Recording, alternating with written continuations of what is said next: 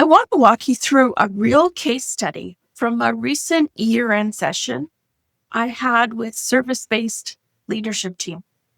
I'm sharing this one because nothing dramatic was happening. There was no emergency. There was no collapse. There was no crisis. But there was a very real sense of weight in the business.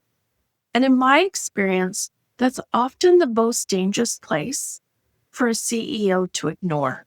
This team has demand. They have capable people.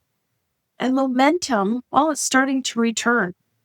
They're quoting work, delivering projects, and rebuilding stability.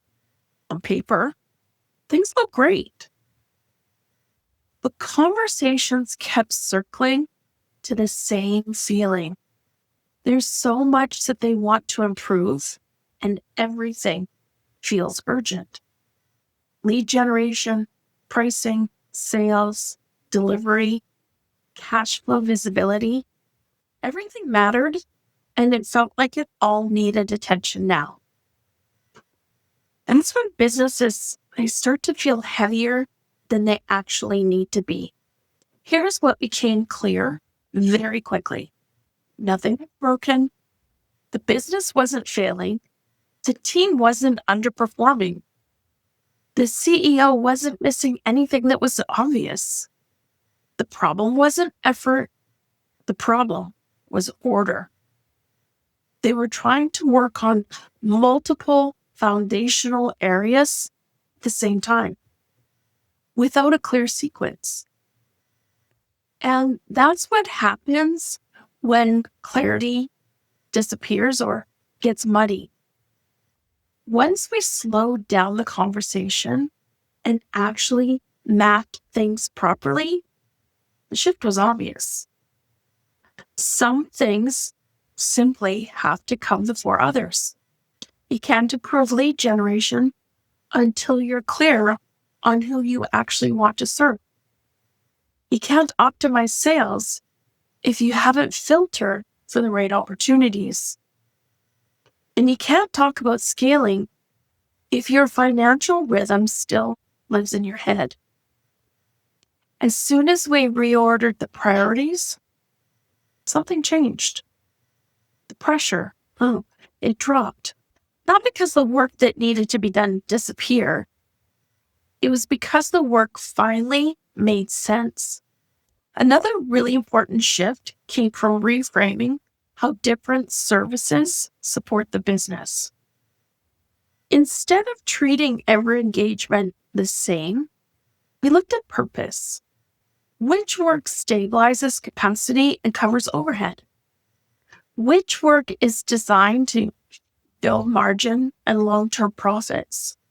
Not every service needs to carry the same margin, but every service must have a reason it exists in the model. That clarity alone removed a huge amount of friction around pricing and decision-making. The most important shift, it wasn't tactical. It was leadership.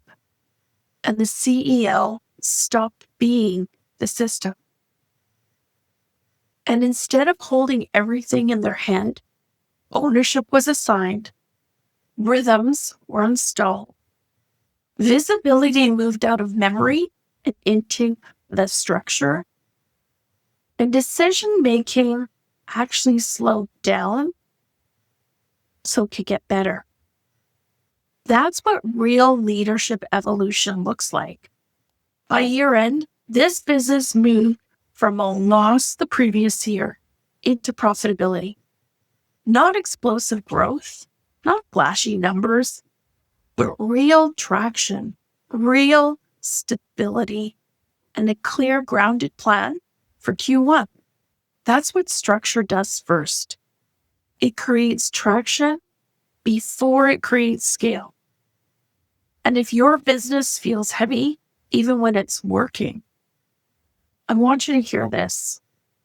You don't need to do more. You don't need more strategies. You don't need to push harder.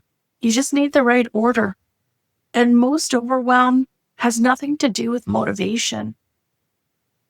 It's usually a sequencing issue. So if you're a service-based CEO and this resonates, I've made my core CEO tools available for free. They're designed to help you simplify, sequence, and stop carrying the business in your head. So download your free CEO tools.